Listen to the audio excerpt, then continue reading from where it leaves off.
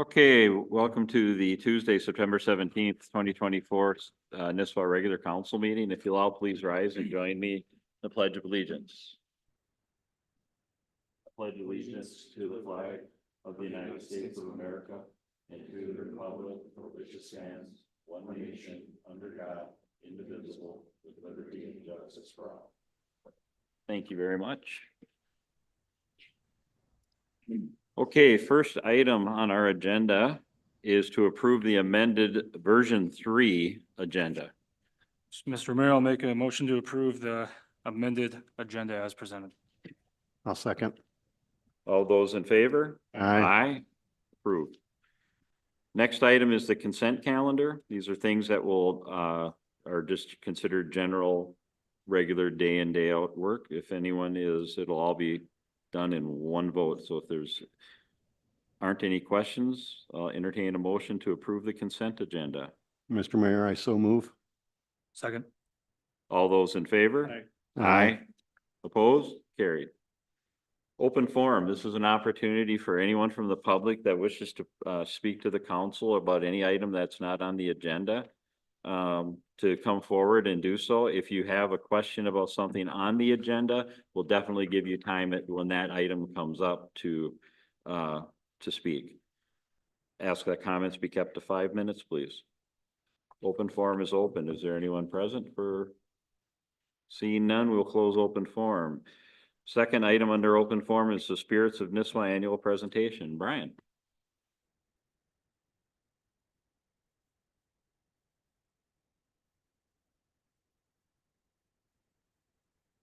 Thank you, Mr. Mayor and Council. With Spirits of Nisswa in the retail business, it's been a little bit of a challenge this year, but we found ways that we feel that we are really thriving, and I feel we're producing it according to other liquor stores. And first of all, the best way is with a great staff. Literally, I've been with the city of Nisswa for 10 years now. By far, not even close, this is the best staff we've ever had. And it is so much fun. We have some business people up there. When you have good staff, going to work is a lot more fun. With Josh and Mary as support with management, every one of us has different strengths. Mary's strength is she's a rule follower, this, and this. And Josh, his computers and is managing the staff. And I'm an outside of the box thinker and looking at the future. I think that system works really well. And pretty much every one of our staff enjoys working. And then when they come there, they have fun. That is pretty much one of my main goals, is to make sure that people come to work, they feel valued, they feel safe, and they have a good time, and they get their job done. And if we can do all those things, hey, it's a fun time. So looking at sales, if we look at, I'd like to go back to 2021, and we were up 140,000 about in sales, and our numbers are going to go up and down, depends on what the economy is doing. Unfortunately, we did have a pandemic that affected everything. So in 2022, it seemed like things kind of balanced off a little bit. People are realizing, hey, we have to get back to the way we normally live. So our sales did drop a little bit, and there was almost $50,000. But then you look at 2023, we just had a banner year. And one of the main reasons, besides the staff there, is we had a fantastic summer. Every weekend and every day last year was just record heat, and people drink more and they have more fun out on the lakes when it is hot. So I would like to say, the weather had a big impact on the $142,000 increase. Now, this year, we have a $25,000 decrease. And this is, I want to point this out. This is just a snapshot in time, because when I did the report that is in everybody's packets, our sales and our sales were up. At the end of August, our sales were up, but this is a 35-week. So it covers one more weekend in there. So I don't like to get too bogged down on if the numbers are up 15,000, down 20,000, because it depends on when that weekend fell and what was going on that weekend. So right now we are $25,000 down, like I said, but I don't get concerned at all about that. The number I always like to really look at is the end of the year number. If we go to the next slide, our customer count. So once again, it goes all over the board. And if you look at 2021 to 2024, this is called a customer count for the year. Now, we don't count every customer that comes in, obviously, but what we do is we look at transactions. And there's a lot of times somebody will come in and they forget ice or they forget a bottle of pop or whatever the situation is. So that's another transaction. But from 2021 to 2024, approximately about 2,000 less transactions in there. The thing that I look at is well, I'll get to that. I just gotta hold off a little bit. Over the last literally 6 years, we've hovered around 28%, and this year has increased it up to 28. Typically, we're at 27.6 on an average, and this year, every month, we've been hovering around 28.6. So that's 1 extra percent. And what I look at that and it really makes me smile because we gross about 28%, but we net about 8%. And if we can increase that by 1%, that's a big deal. So our average sales per customer, if you look at it in 2021, it was $34. And right now we're at $38. It's about a 15% increase. Actually, I would like to see that number a little higher because of the inflation that we've had over the last few years. I don't think we're gaining a lot in that area, but we're holding our own.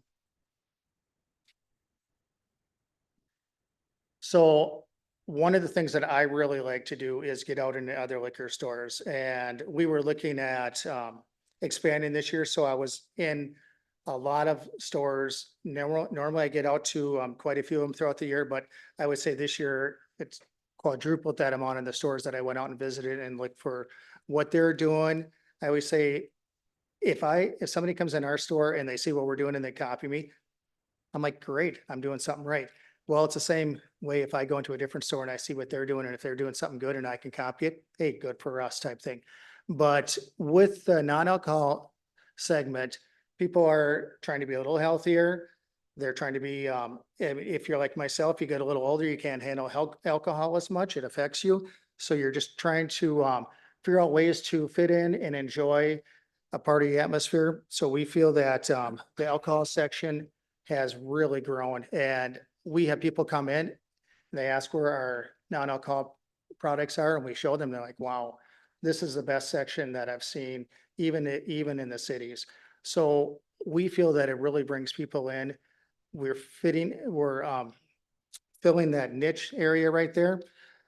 And to be real honest, a lot of stores do not have the space that we do for NA because they have taken a lot of their space and they put it into THC products. We don't sell THC products, so we were able to capture a different category that is growing. The other trend that is out there, and it's been going since 2015 to 16, is the ready to drinks, RTDs. Started off with White Claw, the malt base, and then they moved into spirit base. And with spirit base, the leader in the category is High Noon. Our sales rep said we are by far his best account, and he thinks that we're probably in the top 5 accounts. If you would take out the huge chains like Total Wine in the cities, we're probably in the top 5 accounts for High Noon. Granted, we do live in Lake Country. People love to take those things out in their boat or whatever camping situation they're in. So the point probably that I should be making is it is an area that we can thrive in, and we definitely are.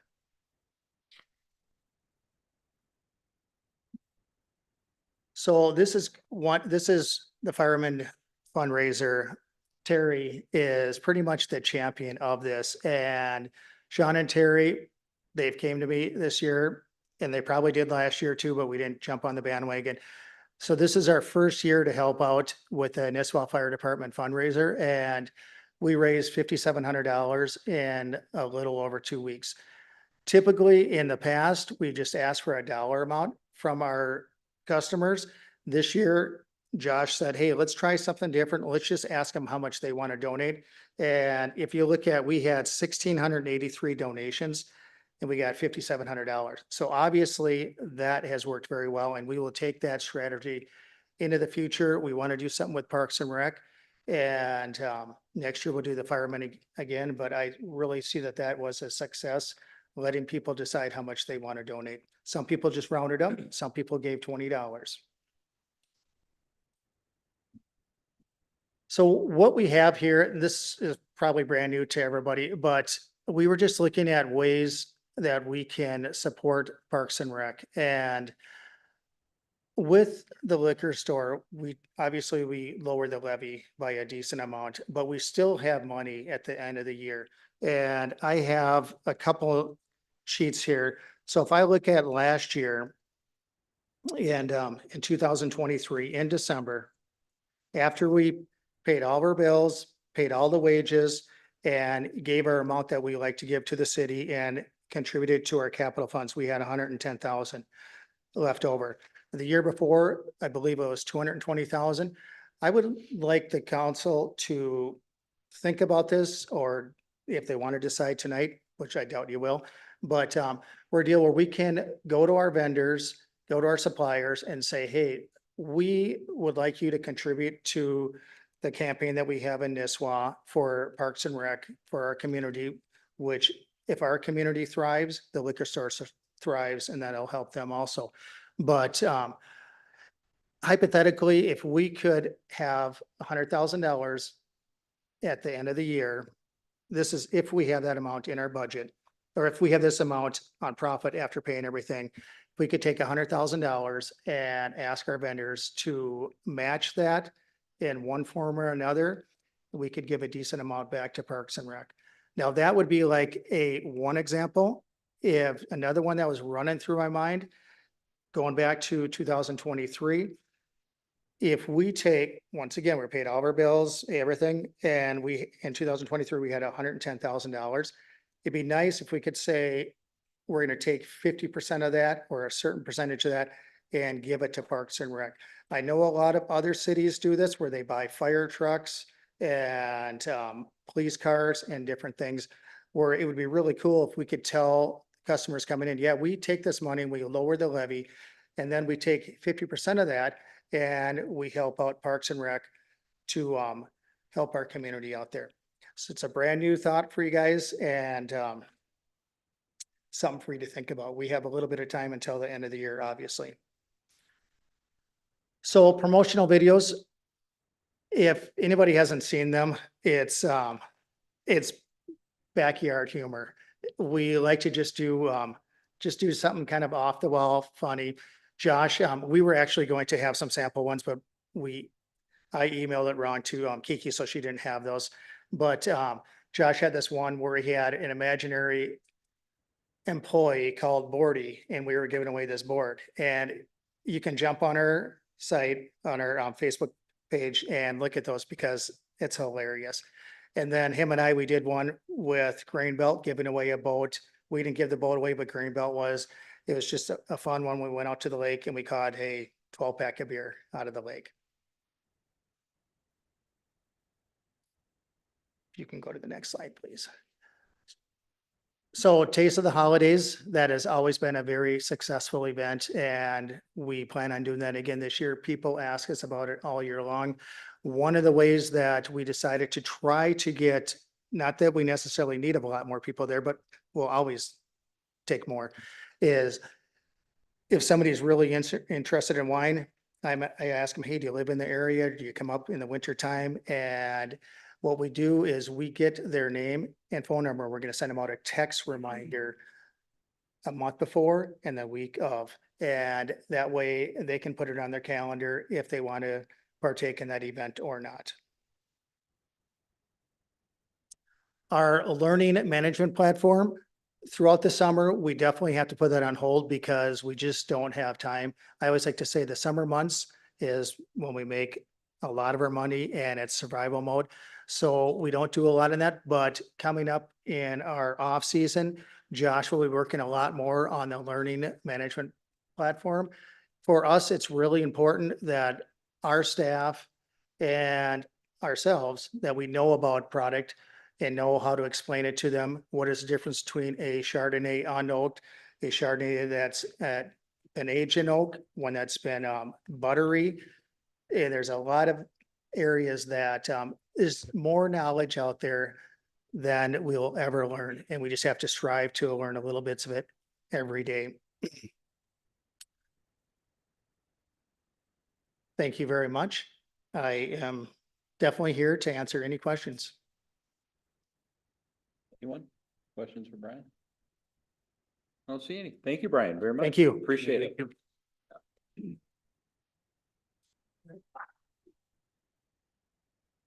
Okay, next is reports. City Administrator. Thank you, Mayor Ryan. Good evening, City Council. My report is in your packet. I would just like to highlight a few things.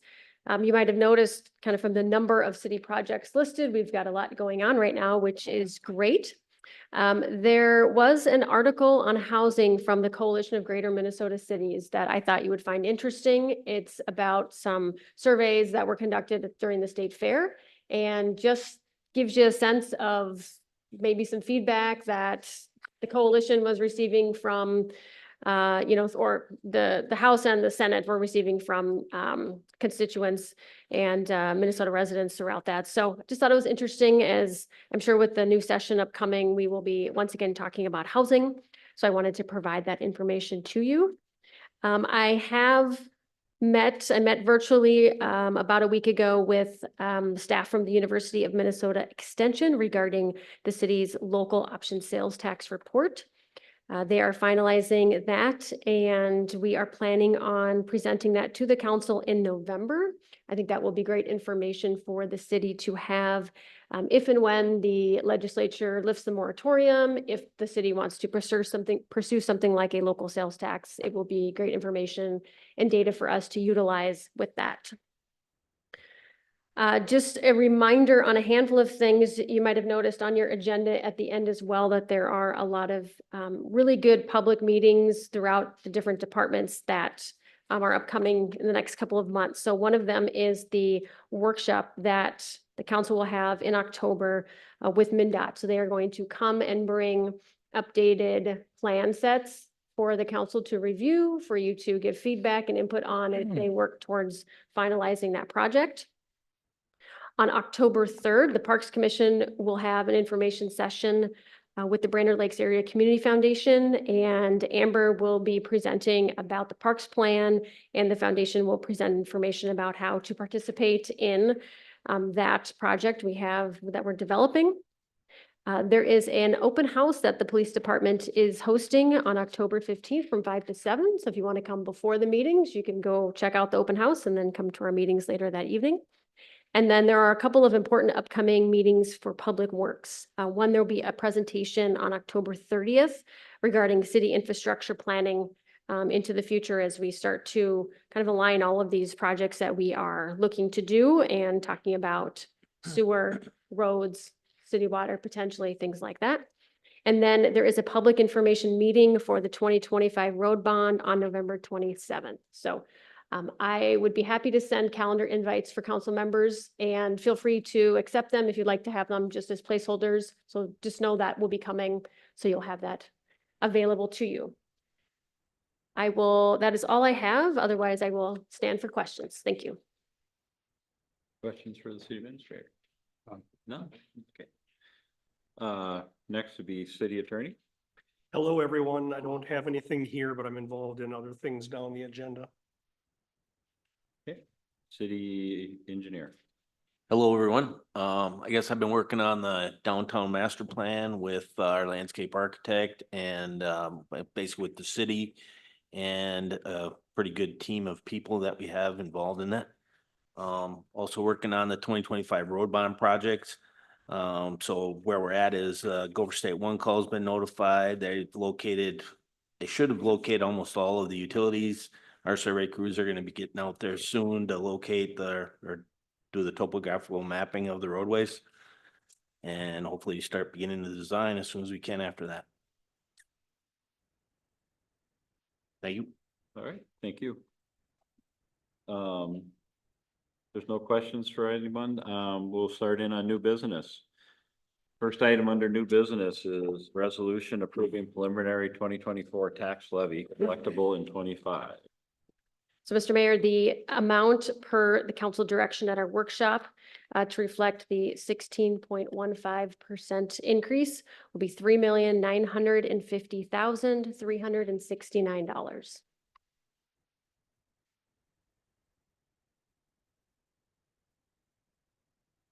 And do I have a motion?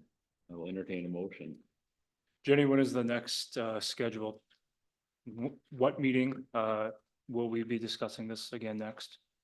To get the second round? Great question. We, I think, had a placeholder in November. We could certainly move that up if the council would like. We have some workshops already scheduled, Right. so we might have to come up with a separate evening potentially, but any feedback the council has on how soon you'd like to revisit, or would you like to give maybe a little time for staff to look at budgets for 24?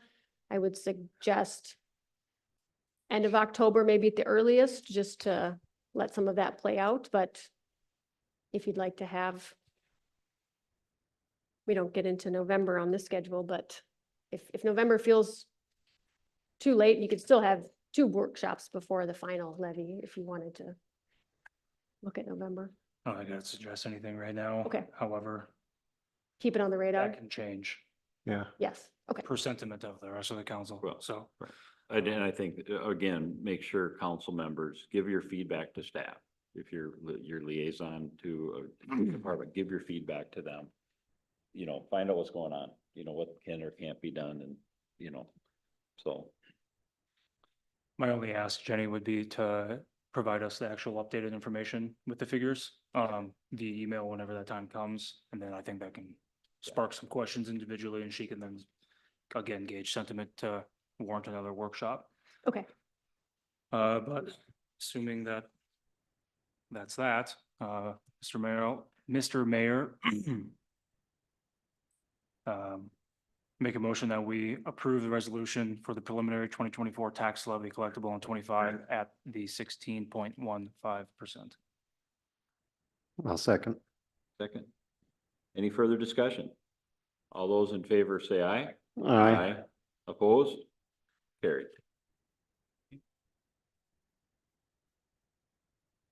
Next item is set truth and taxation meeting date for December 17th, 6 p.m. Which I believe is the regular council meeting Mhm. date, just an hour earlier. Mr. Mayor, I'll make a motion to approve the set truth and taxation meeting date on December 17th, 2024 at 6 p.m. I'll second. All those in favor? Aye. Opposed? Carried. Next item is approve the final ADA transition plan report. This final report that is being presented reflects the information that was presented to the council last month in the information session. There was no public comment received during that period of time that it was open, but it does outline the city's goals, the plans, and how we will incorporate this into our future work, and also outlines grievance procedure plan and how staff will address any questions or concerns that are brought to the city. But certainly happy to answer questions. We do have Alex Bitter here from Widseth if you have more technical questions. I've got a question. So I was just wondering, they're talking about 4 ramps at the Paul Bunyan Trail, South Clark Road and Clark Lake Road. I was wondering why are ramps being put in there when everything is flat? There is no need for ramps at that area. So when you say ped ramp is a very general term. It's more of a pedestrian facility. What that is it's sending traffic on a trail into public traffic. So you need detectable warnings there so visually impaired people can detect those warnings, know that, hey, once I hit these truncated domes, then I know that there's traffic coming perpendicular or in a direction They're usually lined up with the domes. So then that's, like I say, ramp's a general term. Yes, it's flat, but it still has landings. It still has typically curb and gutter, which is a portion of that ramp, and then truncated domes. Yeah, so there's no curb, there's no gutters there, nothing. Okay, there, So basically, what you're saying is if I happen to be visually impaired going down the trail, I'd be able to hit something and know that the traffic is crossing right Yep. there. Okay. yep, detectable warnings, correct. Right. Yep. Because if they were saying ramps actually to be put in there, I would call that BS. So I just wanted to have We- that clarified. We use it as a general term. Okay. Yep. That's all I have. Anyone else have questions? I'll entertain a motion. I'll Oh, I'll make a motion to approve the final ADA transition plan report as presented. Second. Any further discussion? All those in favor? Aye. Thank you Opposed? very much. Carried. Thanks, Thank Alex. you. Next item is Nisswa Crossings First Amendment to Development Agreement. If I missed something, the city attorney can mention it. That might be relevant, but we have a First Amendment to the development agreement, mainly due to the letter of credit that originally was set to expire at the end of August, maybe September 1st. And due to the extension that they did put in place for the letter of credit, we have to amend this to reflect that new timeline. Essentially, that's correct, Tom? Yeah, Jenny's background info in her memo to you is correct. It's just reflecting the fact that a large portion of that project is now built out. The line of credit has been reduced incrementally as that's been built out over the last year. That development agreement that's revised now reflects how much work is left, what the dollar amount is. The line of credit from Riverwood Bank reflects that as well. So it's just necessary to revise that original development agreement and the exhibit to it, and that's what this is. So nothing else has changed other than the dollar amount and the date. Well, it's gone down, yeah. Okay. Mr. Romero, make a motion to approve the Nisswa Crossings First Amendment to the development agreement as presented. I'll second. Any further questions? All those in favor, say aye. Aye. Aye. Approve, opposed? Carried. Recommendation from Building Committee reference City Hall improvements. F5, please. Did I skip 5? Yeah. Oh, Mhm. I crossed out the wrong one, sorry. Recommendation from Planning Commission reference City of Nisswa property purchase. Jenny? As required by statute, the city did present the proposed purchase to the to the planning commission for its review and recommendation as part of the overall process to meet statute guidelines. So the planning commission did review the proposed plan that the council has been working on. They did forward a recommendation to approve that. Certainly, if you have further questions for myself or Steve, our city planner, I'd be happy to entertain them. Otherwise, this is just acknowledging that they have made a recommendation to approve it and the council can accept it. Okay. Anyone have any questions for a city planner? Okay, I'll entertain a motion. Mr. Romero, make a motion to approve the recommendation from the planning commission regarding the city of Nisswa property purchase as presented. I'll second. Any further discussion? All those in favor, say aye. Aye. Opposed? Carried. Recommendation from the Building Committee reference City Hall improvements. Thank you. So we have 3 recommendations for you tonight for consideration with respect to the City Hall Improvement Project. So Witseth has provided a proposal in the amount of $16,500. Mike Anglin would help facilitate construction documents, bidding with respect to just working with the selected contractor on that process and ensuring all of that paperwork and documentation is complete, and construction administration, just assisting the city on that end of it as well. Approve the general contractor request for quotes using the Gordian Sourcewell procurement process. That is attachment 2. It's basically a 1-page RFQ that we would send to the contractors who have been approved as part of that Gordian process to solicit interest and availability from them. From there, we would review the submissions and then bring forward a recommendation to council on which contractor we would like to proceed working with on this project. And then there is a proposed project schedule to complete the improvements, meeting the deadline of June 30th, 2025, per the Sourcewell grant stipulations. So with that, I will pause for questions. Mike Anglin is here tonight as well. If you have questions for myself, Mike or Tom is here as well. Any questions for?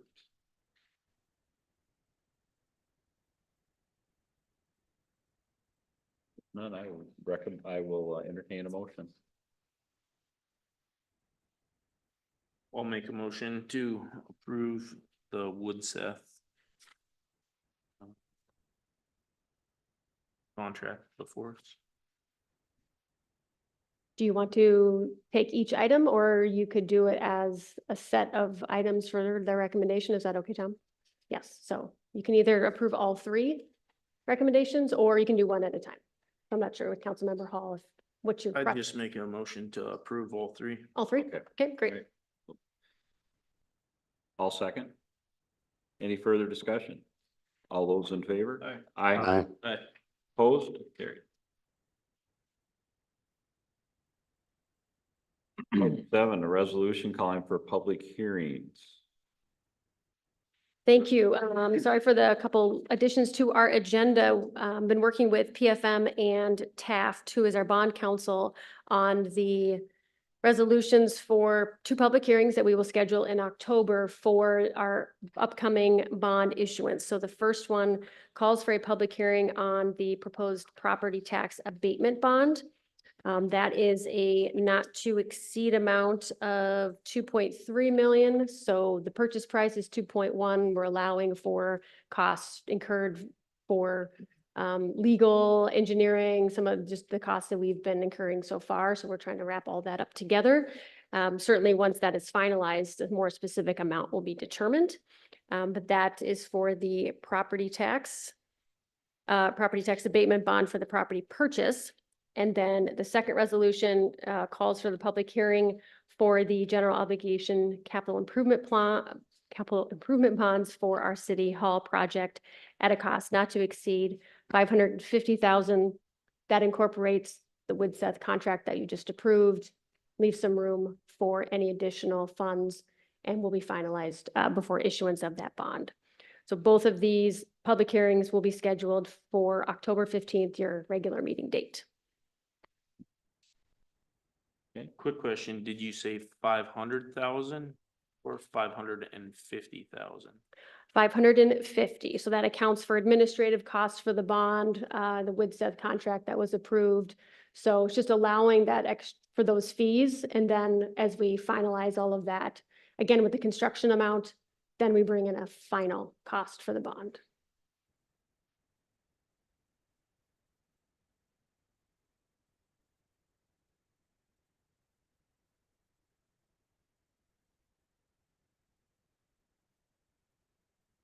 Does that also take into account if we get into the project and we find out there's more damage inside, so there'll be extra in there? Or is that going to be something we tackle down the road if and when we find something?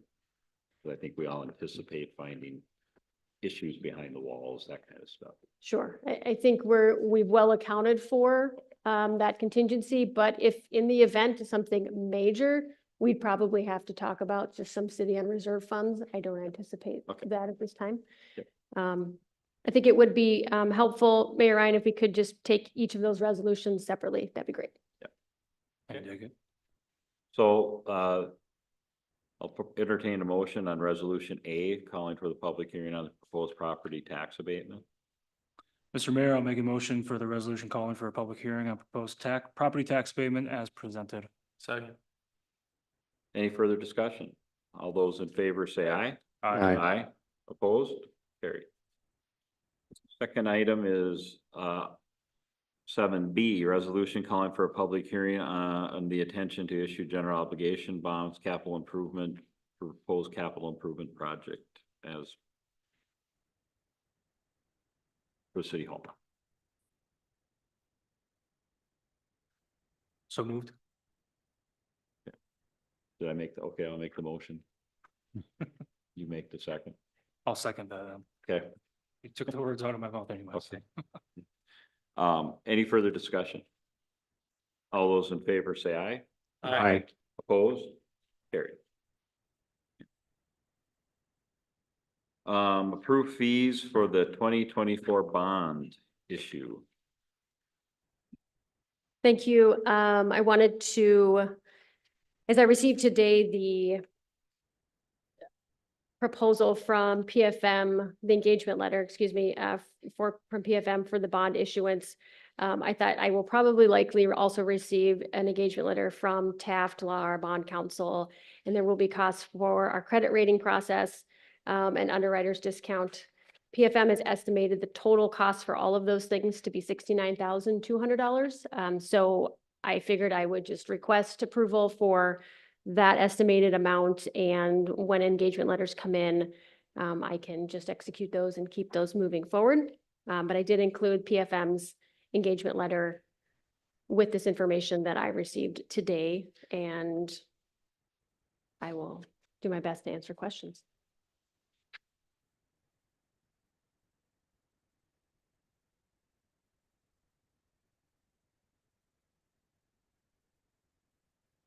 Is some of these funds going to be inclusive of what we just discussed for the City Hall improvement? Yes, so that 550,000 includes some of these costs also, as well as the property purchase where I said 2.3 million. So we're accounting for these costs. Any other sort of out-of-pocket costs that we're incurring as part of the bond issuance is incorporated into those numbers. Understood.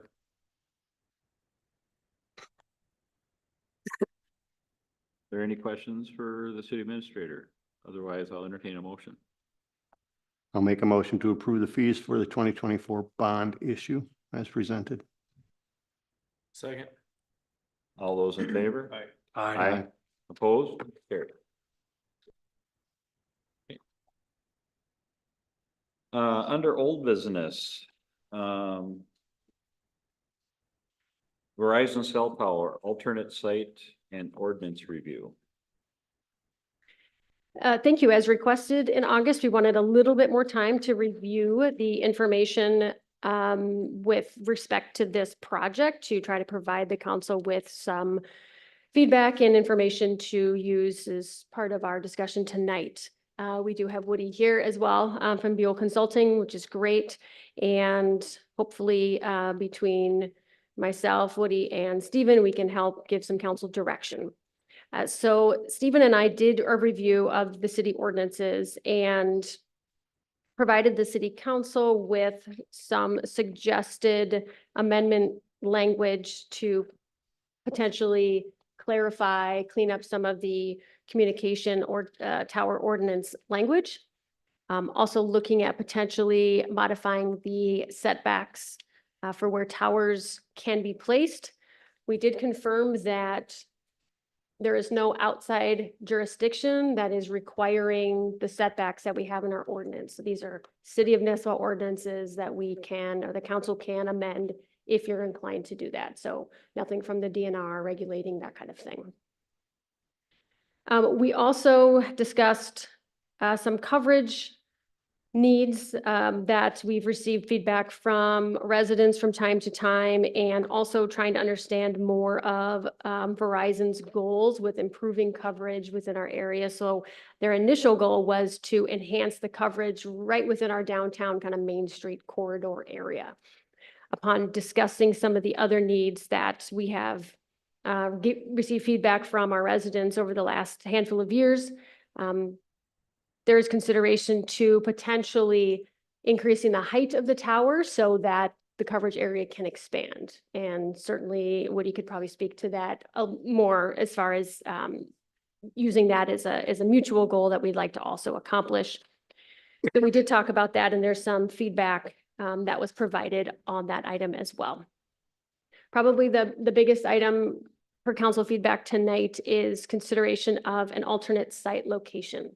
So staff has looked at possible sites that gets outside of potential parks, land impact, potential impact to the pickle building if there's a new building constructed. And we propose the idea of in the corner of the fire hall parking lot area to Verizon to see if that would be potential. I guess that was potentially suggested a couple of years ago. And for whatever reason at that time was deemed not a good location, but it seems a potential solution for both the city and Verizon, and we can certainly let Woody share some feedback in that regard. I did speak to our fire chief and our parks director about impacts with that site, and they both said that there wouldn't be any adverse impact to their department operations. So wanted to ensure that that was not going to create any new problems in that regard. But I certainly would like some council feedback on that location idea. And if you're amenable to that, we could continue to work with Woody on this item. I think a lot of the potential challenges with the existing site proposal could be improved with this new site proposal. I don't know that we would get away from potentially all variance needs, but certainly ones that are workable within the process of requesting a variance for, say, distance from residential properties, that kind of thing. We do have a question outstanding about the DNR easement that exists, so we want to make sure that that is covered as well. And we will work through those details if the council was open to this consideration of a location. So with that, I will stop and see what questions or feedback you have, and we will be prepared to give some information as we can. Thank you. Questions, people? Mark? I have no questions. I like the new proposed site by the fire hall. As you said, Chief Bailey says there'd be no conflict, no problems with it there, so I'm good with that site. No questions. I'm good with what Mark said as far as putting it by the fire hall. Jesse? Question for Joe. Has there been any discussion amongst the fire department in regards to this that you can share? No, not really. I guess, you know, we have the other tower out back. I'm just wondering if we could take that one down and put the little bit of equipment that we have there on that one and eliminate one tower in that area. Most likely you'd be able to do that. It would depend on what, Right. you know, height Verizon is versus your height. It should be a non-issue. We did that a lot up north when I did communication stuff with the PDs. It was just a matter of omnidirectional versus directional antennas and what you need to do. Right, but No big yeah, deal. is there some agreement with the city to do all that? Yes, well, we should ask Woody what he thinks about that preliminarily, but yes, That would be my only suggestion with it, is eliminate the other tower from behind the fire hall already. Yeah, I like the idea. Woody, would you have any initial feedback on that? Sure. Thank Yeah, I have noticed that small tower in the rear of the fire hall building and was kind of wondering about that. I don't know what your thoughts are about possibly putting the new tower back there where the old tower is and taking the old tower down. But you know, that could be a possibility, or you know, in the front, for lack of a better term, I guess we're looking at the front area of the fire department now. That would work as well. And yes, we could put you know, transfer the fire hall's antenna or antennas to the new pole for sure. So the main concern I have getting to the fire department is, which you all have already addressed, Jenny, is the DNR easement. I don't know. I know y'all are researching that, but you know, a lot of times there's limitations or restrictions on who can use those easements. So that's a big concern, obviously, or maybe we might have to get that amended with, or you would have to get that amended with the DNR if currently we're not allowed to use that. But yeah, we could easily build into the project to add antennas on the new pole and possibly even take down the old tower, with some rent abatement consideration or something along those lines. What is the frequency, the typical frequency of access needed to that new tower site? Yeah, once the tower is constructed and on the air and operating, it's very low vehicular traffic to the site. It might be one guy in a truck once a week, 3, 4, 5, maybe times a month. It's very, very low traffic, almost non-existent, quite honestly. On that easement, my preliminary review, and I'll give you a more formal opinion than that, is that DNR easement isn't gonna stop access to that tower for maintenance purposes. It's a typical DNR easement, which says that it's revocable on 30 days notice, just like we experienced with the Gull Lake Trail acquisition. And I don't see anything in my quick look at it that tells us that we couldn't use it for access for maintenance to the tower. But you have to take into account that if DNR ever revoked that easement, which is unlikely, but if it did, then it would reroute that traffic a different way. Correct, but there is a different way in there. Yep. That doesn't require the easement. So. Mhm. Yep. What would it look like if you expanded the coverage from downtown? How much taller would you go and how much farther out would that ring cover? Yeah, good question. I would have to get to answer that question, what I would suggest is maybe y'all can give me some guidance on what heights you might be agreeable to up to the 150-foot ordinance limit. But if I was thinking in order to answer your question, I was thinking, I could request from Verizon some coverage maps like the ones you currently have in your packet showing the 80-foot tower at the ball field location. I could request from Verizon projected coverage maps for at 100 feet, at 120 feet, 140 feet, and 150 feet, whatever elevations y'all think you could live with for the new tower, and then I can get those to you to show you the in graphic detail the improvements the higher you go. Does that make sense? Yeah, and I guess I'm a Verizon customer myself, and like when you drive out of town on 18 towards Pelican, if anybody's driven out that way, everybody knows where the Verizon call drop and cut off out there as you go around the corner in the swamp and you head up towards the intersection of Sunset Valley. There's about that half-mile dead zone out there. If you're gonna put a tower in town, I guess it'd be my recommendation. I think most people know about that spot, that this would solve that dead zone, and then flip flop, it goes over on the other side of Nisswa Lake over towards the sewer pond.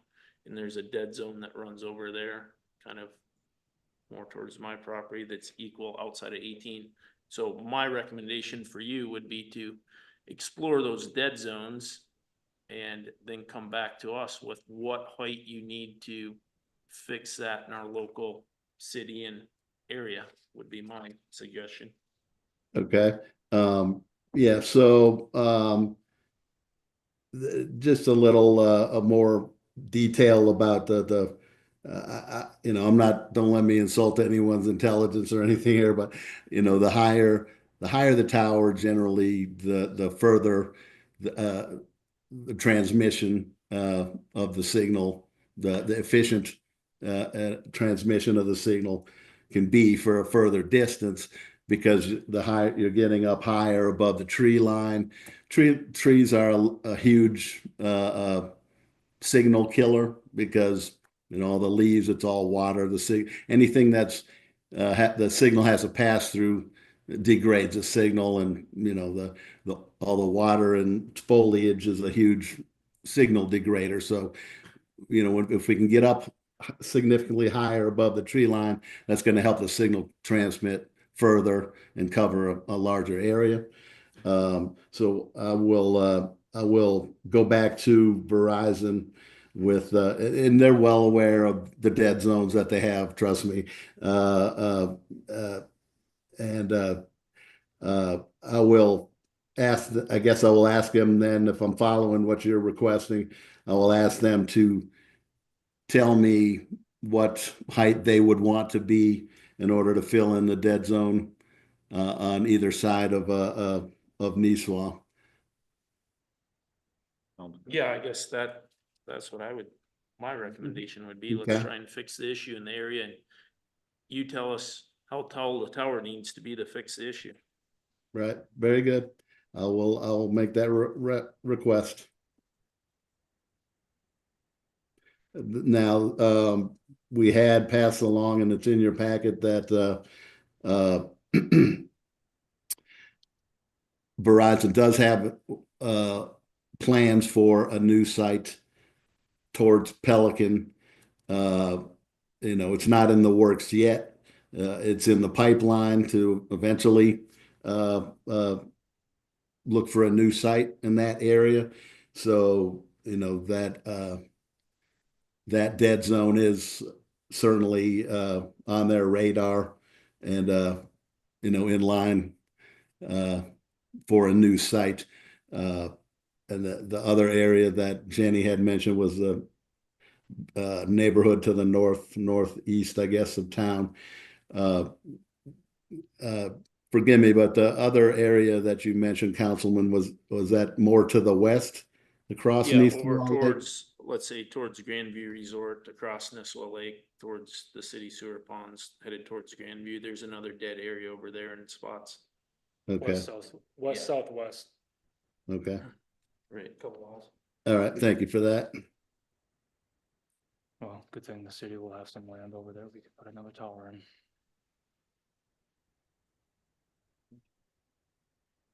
Motion? Yeah, we'll entertain a motion on a recommendation, or excuse me, on the alternate site plan and ordinance review. I just wanted to ask one question. So you brought up possibly relocating this thing to the backside of the fire hall. And I noticed on their plan that they have a backup generator. Backup generator for the fire hall is aging. Is it you know, we had talked about that when in the first location of possibly sharing the generator for this building and the pickle at the time. That didn't work, but this might be a better fit. If they're gonna have all their equipment right there, that's right where our generator sits. If that's something that can be considered or talked about, or if it's ruled out, that's fine. I just think it might be a good thing to discuss or look into. Specific for the fire hall, you're saying? Mhm. Okay, Oh.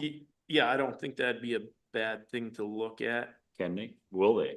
Well, I Maybe think we the should ask. question would be for the fire hall or whatever, is we'd want to get a hold of North Memorial and see then if they would land there, because we use the backside of the fire hall as an LZ for the helicopter. And so with that little tower, they'll land there, but depending upon how tall you go, they don't like having a larger tower right next to where they land. So that would, I would think that would be the determining factor. That was brought up to the fire chief, right? Right, but it's on the front side, so it's away. But if we're, what Tom's seen, then it would be moved back to that The location. generator would, or the power? That's where the generator is sitting right now, is behind. Yeah, where this little tower that he was discussing about taking down, Right. you know, if you were to do that, you almost need that spot where the generator is sitting currently. So Yeah. might be something to look into. I'm sure we can definitely include that in the discussion and just see, work between the two and see where that coordination, if it does or doesn't work, we can review that. I can offer some information on that topic if y'all like. Yeah, so you're saying the current fire department generator is in the rear by the existing small tower? Correct. Okay, and that is in the stages of needing to be replaced? Am I following that correctly? Yeah, it still works. It's fine, but I believe it's approaching 20 years of age, if I'm not Okay. mistaken. Yeah, so what has happened in the past and I believe Verizon probably would be open to is a shared generator situation where they could possibly replace your existing generator in its current location and leave that there, but then have the new tower site in the front. I guess up closer to Paul Bunyan Trail, if I'm following orientation correctly, and not put the tower in the rear of the fire department due to the helicopter landing zone issues and whatnot. So you'd be removing the old tower from the back, having the new tower in the front, which would, I guess, be preferable for the helicopters, and then share the generator. That's certainly something that I know has been done in the past, and I would imagine they'd be open to doing again. That'd be nice. Okay. Good catch, Tom. Okay. Definitely look into it. Why not? Put city buildings next to all Verizon towers. Be good to go. Mayor Ryan, if I could just briefly, I don't think that unless the council has some specific direction on the ordinance amendment piece, I don't think we will need an ordinance amendment at this time. We will probably have a variance requirement for the residential properties regardless. So we'll have to work through that process. But should I just saving a step on what's needed? I think we can move forward Just with this location, reviewing with Verizon without an ordinance amendment process as well. so we don't need a motion, or we just want Not for the ordinance amendment just the piece, alternate site plan. but Just the council. are one. you, Are you asking the council for concept approval for this site plan or for them to approve the site plan? concept approval, we want to vet this more with Woody and make sure we're covering all our bases. Yes, just want the acknowledgement. Yep. I'll make a motion that we accept the concept approval of the alternate site plan. I'll second. Any further questions? All those in favor? Aye. Opposed? Motion carries. The next item, will be moving into closed session. When we come out of closed session, it'll be only for adjourning. So for council reports, Joe, do you have anything? No. Jesse? No, sir. Bruce? Mark? Okay. None. All right, I just want to remind people and public, MnDOT, you can see it behind us again. If you haven't gone online and done that MnDOT survey, please do so.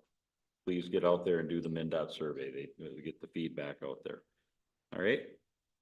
All right, so. Mr. Mayor, I'll make a motion. Sorry, I was not prepared. So we need a motion for closed session. Correct. For PIDs 281-50636, 281-50637, 281-50547, 281-50604. As presented. I'll second. All those in favor? Aye. Aye. We're now in closed session. Are we gonna need about 5-10 5 minutes just to get ready for the camera? Okay.